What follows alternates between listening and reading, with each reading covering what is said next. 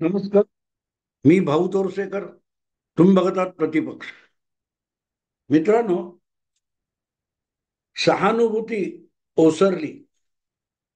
लोकसभा निवडणुकीच्या आधी जवळजवळ वर्षभर सगळ्या पुरोगामी माध्यमातून एकच घोषा लावला जात होता. तो म्हणजे पक्ष पळवून नेला, पक्ष फोडला. म्हणून उद्धव ठाकरे आणि शरद पवार ह्या दोघांविषयी मतदारांमध्ये कमालीची सहानुभूती आहे. आणि काँग्रेस पक्षाला या सहानुभूतीच्या लाटेवरच स्वार झालं तर यश मिळेल अशी चर्चा होती. प्रत्यक्षात जेव्हा लोकसभेचे निकाल आले तेव्हा चित्र स्पष्ट झालं की जितका सहानुभूतीचा फायदा शरद पवारांना मिळाला तेवढा उद्धव ठाकरेंना मिळाला नाही. काँग्रेसला मात्र सर्वाधिक फायदा झाला, कारण ही निवडणूक, लोकसभेची निवडणूक महाराष्ट्रामध्ये सहानुभूतीच्या लाटेवर स्वार होऊन झालेलीच नव्हती. जी काही राजकीय परिस्थिती होती त्यामध्ये एक छोटा घटक सहानुभूतीचा होता. शरद पवारांची संघटन क्षमता आणि राजकारणाची जाण याचा फायदा त्यांना मिळाला. पण उद्धव ठाकरे यांना राजकारणच कळत नसल्यामुळे आणि फक्त आयत्या बिळावर नागोबा होण्याची प्रवृत्ती असल्यामुळे सहानुभूतीचा फायदा कसा उठवायचा हे कधीच त्यांना कळलेलं नाही. कारण ते तळागाळातून संघटन करत करत होत झालेले नेते नाही, ते डायरेक्टली येऊन नेता बनलेले. आणि त्यामुळेच सहानुभूतीचं ढोल पिटले गेले. त्याचा फायदा कोणालाच मिळाला नाही. थोडाफार, अजिबात नाही असं मी म्हणणार नाही, पण एखाद्या निवडणुकीमध्ये जे 10-12 घटक असतात त्यामध्ये 5%, 60%, 16%, 40% अशी सहानुभूती असते आणि त्याचा फायदा मिळतो सुद्धा. पण फक्त सहानुभूतीवर निवडणूक जिंकली असं होत नाही. असं अगदी क्वचित झालेलं आहे, क्वचित. याच मुंबईमध्ये शिवसेनेचा उदय झाल्यानंतर शिवसेनेचा पहिला आमदार निवडून आला तेव्हा सुद्धा सहानुभूतीचा काडी मात्र उपयोग झाला नव्हता. 1970 साली परळचे कम्युनिस्ट आमदार कृष्णा देसाई यांची हत्या शिवसैनिकांनी केली होती, खून पाडला होता.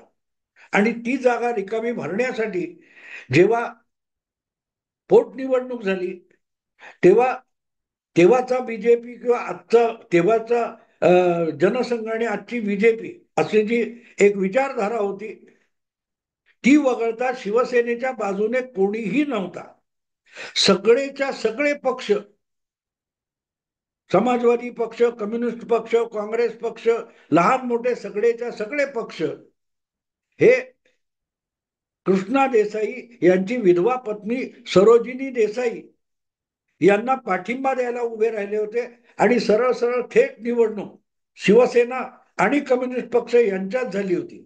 अगदी तत्कालीन हंगामी मुख्यमंत्री शंकरराव चव्हाण हे कम्युनिस्ट उमेदवार सरोजिनी देसाई यांचा प्रचार करायला आले होते. आणि तरीही जवळजवळ 20,000, मला वाटते असं काहीतरी, 20,000 की 5,000, मला आता आकडा आठवत नाही, पण मोठ्या फरकाने सरोजिनी देसाई यांचा पराभव शिवसेनेचे उमेदवार वामनराव महाडिक यांनी केला होता आणि ते शिवसेनेचे पहिले विधानसभेतले आमदार बनले होते. मग सहानुभूती कुठे गेली? इथे थेट ज्या महिलेच्या नवऱ्याचा खून पाडला गेला आहे आणि त्या खुनाचा आरोप ज्या शिवसैनिकांवर आहे त्यांचा उमेदवार त्याच परळ मतदारसंघातून दणदणीत मतांनी निवडून आला. सगळे पक्ष पाठीशी कम्युनिस्टांच्या असताना सुद्धा मग सहानुभूतीमुळे निवडणूक जिंकता येते हे किती हास्यास्पद युक्तिवाद आहेत हे आपल्या लक्षात येईल. पुढे कृष्णा देसाईंची मर्डर झाली पण त्यांच्या बायकोला सहानुभूती नव्हती, पण उद्धव ठाकरे यांचा पक्ष पळवला, शरद पवारांचा पक्ष फोडला म्हणून त्यांच्यासाठी सहानुभूती आहे. आणि सगळीच्या सगळी लोकसभेची निवडणूक किंवा विधानसभेची निवडणूक ही त्यांच्या सहानुभूतीवर त्यांना जिंकता येणार आहे. हा युक्तिवाद कुठून येतो हा राजकीय अभ्यास आहे की राजकीय बेअक्कलपणा आहे? जे जे कोणी असं बोलत राहिले गेले वर्षभर, त्यांना म्हणूनच मी मूर्ख समजतो. हा, पण मग निवडणुकीत यश मिळालेलं दिसतं. तर निवडणुकीत यश मिळण्याचं इतरही बरीच कारणं आहेत, ज्यामध्ये भाजप कार्यकर्त्यांची, अजित पवारांविषयीची नाराजी, संघाची उदासीनता, संघाची नाराजी, हे अनेक फॅक्टर आहेत. पण ती सहानुभूती होती. आणि आता अचानक चक्र कशी फिरलीत बघा मित्रांनो. अचानक चक्र अशी फिरलीत की लोकसभा निवडणुकीचे निकाल लागल्यानंतर महिन्याभरातच त्यात सगळ्या सहानुभूतीधार पत्रकार, सहानुभूतीचा गवगवा करणारे जे पत्रकार, अॅनालिस्ट आणि विश्लेषक आहेत, ते अचानक एक गोष्ट बोलायला लागले की उद्धव ठाकरे यांच्याविषयीची सहानुभूती ओसरली. शरद पवारांची सहानुभूती ओसरली असं कोणी बोलत नाही. उद्धव ठाकरेंविषयी असलेली पक्षफुटीची, मुख्यमंत्रीपद गेल्याची सहानुभूती अचानक संपली, पण पवारांची शिल्लक आहे. ही जी गंमत आहे ना, ही आपल्याला लक्षात घ्यावी लागते मित्रांनो. यातून काय असतं, अधांतरी असलेला मतदार हा इकडचा तिकडे होतो. त्यालाही कारण नसताना सहानुभूती वाटायला लागते किंवा दाखवायची इच्छा होते, आणि त्यासाठीच असा प्रचार चालतो की अरे बघा काय आहे ती परिस्थिती. तुम्ही जाहिराती बघता ना, त्या गाझामध्ये ते जे उचापतखोर आहेत, त्यांनी इस्रायल मधले 500,000 लोक मारले एका दिवसात, एका हल्ल्यात. आणि काही लोकांचं, शेकड्यांनी लोकांचं अपहरण केलं. त्यांना कुठे कुठे काय ते बोगद्यामध्ये आणि घालून ठेवले, तळघरात घालून ठेवले. अजूनही सोडलेले नाहीत काही लोक, 100-150. आणि त्यानंतर इस्रायल हल्ला करतो. तर इस्रायलच्या अपहरण केलेले लोक किंवा मेलेले लोक याविषयी जगाला सहानुभूती आहे असं कुठल्या बातमीत तुम्ही ऐकता का? नाही. इस्रायलची माणसं मारली जातात, अपहरण केलं जातं, त्याच्याविषयी सहानुभूती असल्याची चर्चा होत नाही.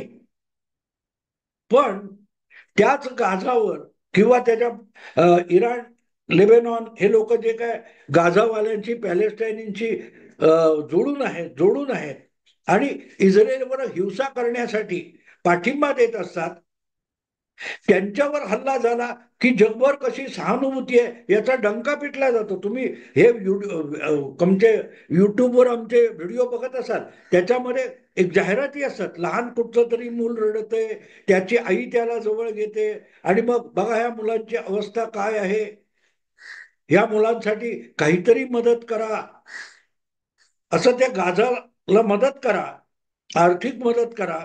या जाहिराती तुम्ही बघत असाल. त्यातून तुमच्या मनामध्ये तुम्हाला हळवं करायचं आणि तुम्हाला दानधर्म करायला भाग पडायचं. पण तुम्ही केलेलं दान हे खरोखरच त्या मुलांचं, बालकांचं किंवा विधवांचं पुनर्वसन करण्यासाठी खर्च केलं जातं का? बिलकुल नाही. गेल्या 50, 60, 70 वर्षामध्ये जगातल्या अनेक श्रीमंत देशांनी दरमहा करोडो डॉलर्स हे पॅलेस्टाईन चळवळ करणाऱ्यांना आणि पॅलेस्टाईन म्हणून जो काय प्रदेश आहे त्याच्या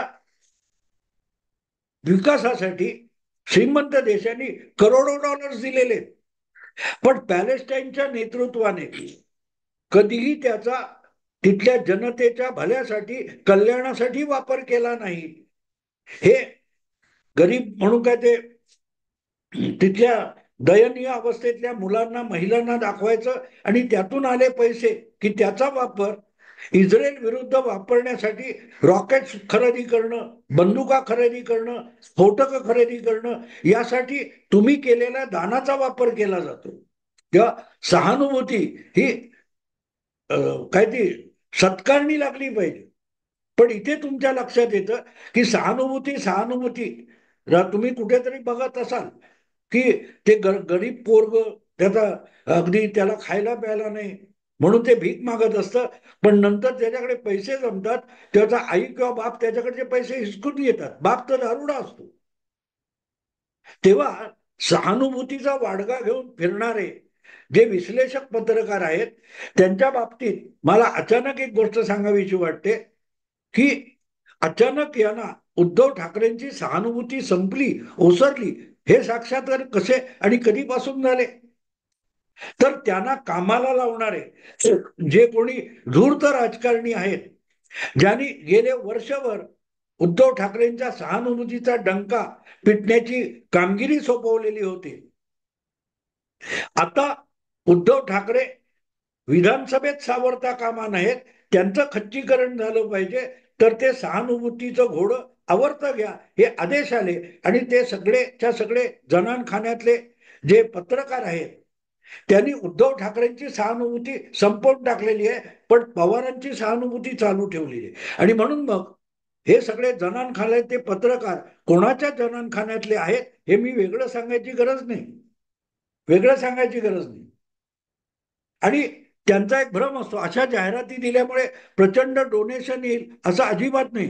जो जो जाहिरात बघेल तो हळवा होईल आणि ताबडतोब खिशात हात घालेल आणि आपल्याला डोनेशन देईल असं त्या गाझावाल्यांना किंवा गाझावाल्यांचं जगभर समर्थन करणाऱ्यांना वाटतं की लोक हळवे होतील आणि पैशाचा पाऊस पडेल, तर तशी बिलकुल शक्यता नसते. पण 100 लोकांनी जाहिरात बघितली तर एखाद दुसरा तरी हळवा होईल ही त्याच्या मागची अपेक्षा असते.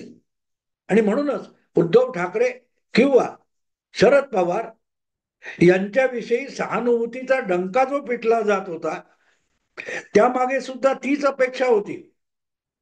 महाविकास आघाडी एक ठराविक प्रमाणामध्ये सर्व प्रयत्न करून या पातळीपर्यंत येऊ शकेल, पण जसं पारड्यामध्ये शेवटचा टोमॅटो, कांदा किंवा बटाटा पडला की पारडं खाली जातं, तसा आपण सहानुभूतीचा डंका पिटला तर तो शेवटचा बटाटा, शेवटचा कांदा महाविकास आघाडीच्या पारड्यात पडेल, पडल्यात पडेल, म्हणूनच प्रयत्न चालले होते. आणि तेच सहानुभूतीचा वाडगा घेऊन तो टोमॅटो शोधत फिरत होते. आता गंमत अशी आहे की आता उद्धव ठाकरे नकोय, महाविकास आघाडीतल्याच पक्षांना नकोय, ना काँग्रेसला पाहिजेत ना शरद पवारांना पाहिजे. उद्धव ठाकरेंचं सर्व्हायव्हल झालं तर आपला प्रादेशिक पक्ष वाढणार नाही हे शरद पवारांना कळतं. म्हणूनच गेली अर्धशतकापासून शिवसेनेचा खच्चीकरण हा शरद पवारांचा एक अजेंडा राहिलेला आहे. ते शरद पवार उद्धव ठाकरेंचं पुनरुज्जीवन होऊ देतील हे शक्य नाही. आणि म्हणूनच ते पुनरुज्जीवन होण्याची विधानसभेत शक्यता आहे. आणि म्हणूनच विधानसभेला उद्धव ठाकरे यांचं इतकं खच्चीकरण झालं पाहिजे की मुख्यमंत्री पदावर दावा करण्याची हिंमत सुद्धा उद्धव ठाकरेंमध्ये उरता कामा नये, या दृष्टीने शरद पवारांचे प्रयत्न चालू आहे. आणि त्या प्रयत्नाचा एक भाग म्हणून माध्यमातून एक मोहीम चालवली जाते की उद्धव ठाकरे यांच्याविषयी असलेली सहानुभूती ओसरली. ही सहानुभूती मोजली कशी जाते मला कळत नाही, की या पत्रकारांचं काही हवामान खात्यासारखं काही मोजमापन यंत्र आहे का, की इतकं हवामान होतं, इतकं हवामान वाढलं, कमी झालं, इतका पाऊस पडला, तसं ओसरली कशी आणि होती कधी याचा काही प्रमाण पुरावा या लोकांनी दिलाय का नाही हे बसल्या जागी ठरवतात. असं आहे. काल मी एक हिंदी व्हिडिओ बघत होतो, त्यामध्ये असलीच म्हणजे हे सगळं पुरोगाम्यांचा एक सत्य हिंदी म्हणून चॅनेल आहे, त्या चॅनेलवर महाराष्ट्राच्या निवडणुकीची चर्चा चालू होती. पण त्यामध्ये आलेल्या महिला पत्रकार इतकं धादांत खोटं बोलत होत्या की त्या पुरोगामी अँकरला सुद्धा त्यांना आवरावं लागलं, तुम्ही खोटं बोलताय, तुम्ही चुकीचं बोलताय, ऐसी बात बिलकुल नाहीये असं त्यालाच सांगायची वेळ आहे. त्यालाच सांगायची वेळ आली की तुम्ही बोलताय त्यात तथ्य नाहीये. तेव्हा सांगायचा मुद्दा असा की ही जी सहानुभूती होती असं सांगितलं गेलं तेही खोटं होतं, आणि आता सहानुभूती ओसरली हे सुद्धा धादांत खोट आहे. हा, सहानुभूती कशी असते ते पण मी तुम्हाला सांगेन. 30 ऑक्टोबर आता लवकरच जवळ येतोय. 30 ऑक्टोबर का 31 ऑक्टोबर असेल, मला आता चटकन चुकत असेल मी, 30 किंवा 31 ऑक्टोबरला इंदिराजींना त्यांच्या पंतप्रधान निवासामध्येच त्यांच्याच अंगरक्षकांनी गोळ्या झाडून ठार मारलं. आणि त्यानंतर जी देशभर सहानुभूतीची लाट उसळली होती त्यावर राजीव गांधींना 415 लोकसभेच्या जागा जिंकता आल्या होत्या. त्याला सहानुभूतीची लाट म्हणतात. सहानुभूतीवर स्वार होऊन निवडणुका होतात होतात. अगदी तेवढंच नाही, तुम्हाला सांगतो 2091, सॉरी, 1984 ची ती निवडणूक होती इंदिरा हत्येची. आणि 1991 मध्ये लोकसभा निवडणूक चालू असताना जवळजवळ 55%, 60% मतदारसंघात मतदान संपलं होतं. अशा वेळेला तमिळनाडूत प्रचाराला गेलेले पण विरोधी नेता राजीव गांधी यांची श्री पेरांबुदूर इथे घातपाती हत्या करण्यात आली. अंगाला बॉम्ब लपेटलेली एक महिला त्यांच्यापर्यंत जाऊन पोहोचली आणि तिने तो बॉम्ब आपल्या सकट उडवला आणि त्याच्यात राजीव गांधी यांचा सुद्धा अत्यंत भयानक असा मृत्यू झाला. आणि उरलेल्या ज्या साधारण 40-45% निवडणुका होत्या त्या 15 दिवस पुढे ढकलल्या गेल्या. आणि नंतरच्या निवडणुकीत राजीव गांधी यांच्या त्या हत्येचा सहानुभूतीचा फायदा काँग्रेस पक्षाला मिळाला होता. म्हणजे गंमत अशी होती की आधी 55% जागांचं मतदान संपलं होतं. त्यामध्ये काँग्रेसला अवघ्या 60-70 जागा मिळाल्या होत्या. 55% जागांच्या मतदानात काँग्रेसला हार्डली 25 ते 30% जागा मिळू शकल्या, 20% जागा मिळू शकल्या. पण उरलेल्या 40-45% मतदान हे हत्याकांडानंतर झालं. तेव्हा त्यामध्ये जवळजवळ 60-65% जागा काँग्रेसने जिंकल्या. याला सहानुभूतीची लाट म्हणतात. ती अख्ख्या निवडणुकीत 1984 मध्ये होती आणि ती अर्ध्या निवडणुकीत 1991 मध्ये होती. तसा पक्ष फोडला, मुख्यमंत्रीपद गेलं म्हणून सहानुभूतीची लाट येते का? तर हा प्रचार असतो, धादांत खोटा प्रचार असतो. आणि आता पुन्हा त्याचा फायदा मिळणार नाही हे त्यांनाही कळतं. कारण अगदी 1984 असो किंवा 1991 असो, या दोनही निवडणुकीत, लोकसभा निवडणुकीत इमिजिएट जो फायदा सहानुभूतीचा काँग्रेस पक्षाला मिळाला होता तो काही महिन्यानंतर ज्या विधानसभांच्या निवडणुका झाल्या त्यामध्ये काँग्रेसला मिळाला नाही. मला वाटतं 84च्या निवडणुकात महाराष्ट्रामध्ये इंदिरा हत्येचा परिणाम एवढा होता की मला वाटते 48 पैकी 42-43 जागा काँग्रेस पक्षाने जिंकल्या होत्या. पण अवघ्या 3 महिन्यांनी विधानसभेच्या निवडणुका झाल्या.